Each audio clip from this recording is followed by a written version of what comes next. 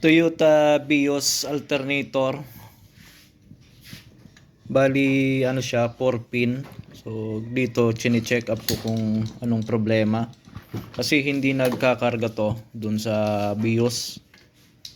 Habang nakaandar, nakailaw yung battery indicator lamp.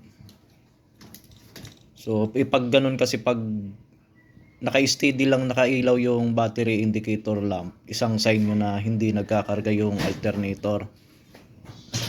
So ito ang gagawin ko dito, i-bench test ko siya kung bakit hindi siya nagkakarga. So bali gagawin ko dito, iisa-isahin ko, check up yung pyesa. So kung makikita nyo dito, nakailaw naman yung battery indicator lamp. Tapos pag pinaandar mo na yan, kunwari pinaikot na to, hindi pa rin siya namamatay. So ibig sabihin hindi talaga nagkakarga. Pero mayroon siyang mayroon siyang magnet. Ayan, buo yung rotor coil niya. So check up natin to kung anong problema niya.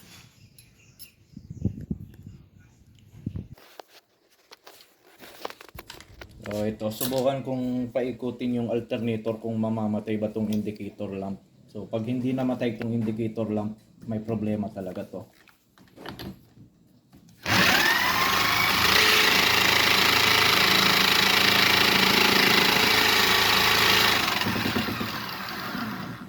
So ayun, hindi talaga namatay yung yung indicator lamp. Ibig sabihin mayroon talaga tong problema.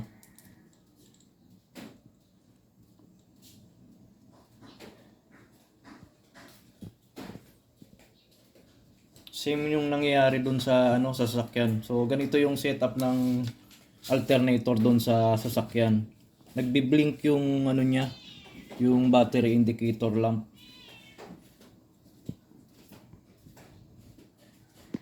Ayan, kung makikita nyo, nagbi-blink. Ganito yung nangyayari dun sa dun sa sasakyan habang nakamount ito dun sa makina. Yung battery indicator lamp nagbi-blink. Subukan nga natin isa pa.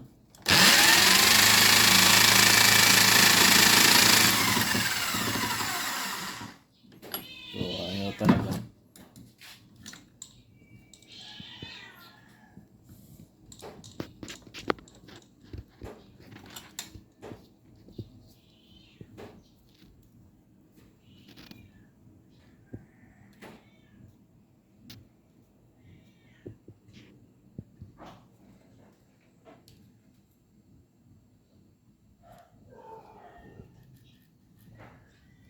So ayan guys, babaklasin ko muna to para malaman ko kung anong problema niya.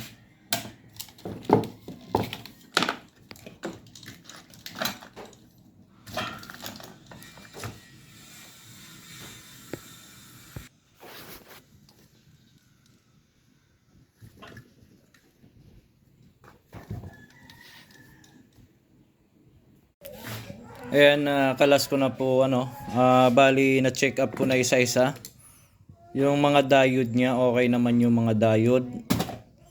Rotor coil, okay naman yung rotor coil. So pagdating dito sa IC ay sira po talaga yung IC, busted. So ayan.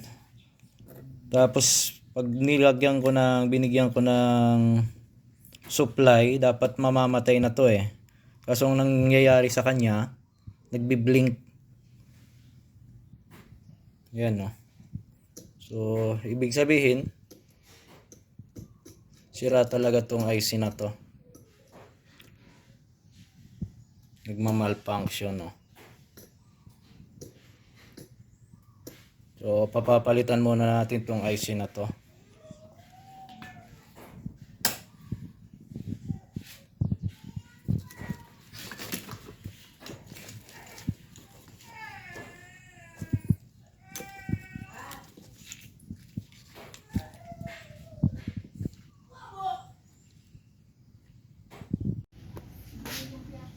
Ayan, bali dumating na nga po pala yung pyesa. Ito yung blinking na IC, yung luma.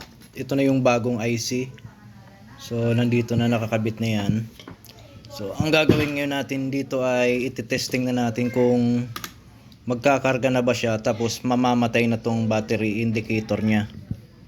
So bali subukan natin, switch on, battery indicator lamp. Tapos ang gagawin ko ngayon, katulad kanina, papaikutin na natin to. So kailangan pag umikot na to, mamatay na yon. So ibig sabihin pag namatay na to, nagkakarga na yung ating alternator. So ayan, subukan natin, paikutin tong alternator.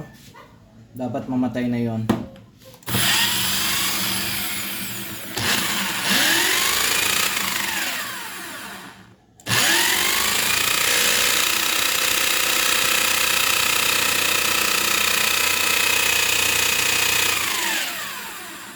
So ayun, namatay na yung alternator.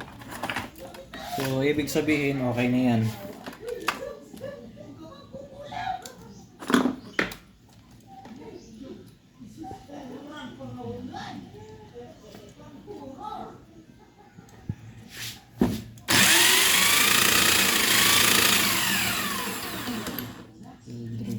Ano ba yan?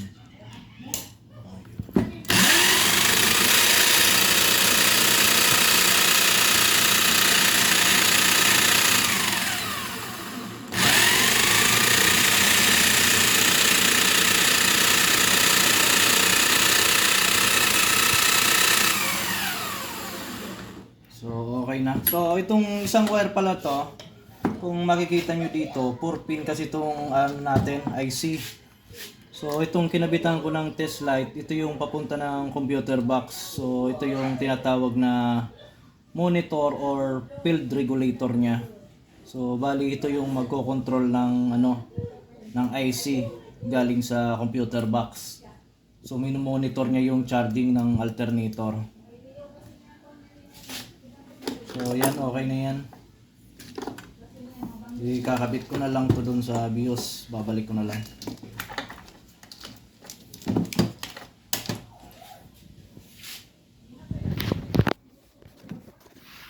Ade, iba mo ade.